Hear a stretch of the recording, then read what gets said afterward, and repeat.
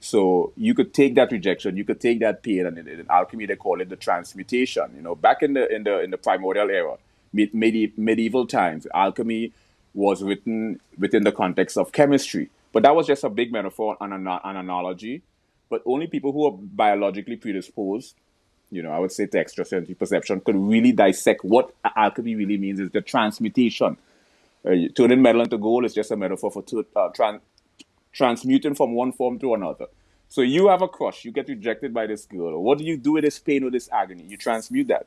You transform that. That's energy. That's negative energy. So you put that energy into that's what transmutation is. The ability to take, and energy is how we feel. When we feel a particular way, that emotion that is evoked, that is really energy in a particular type of form.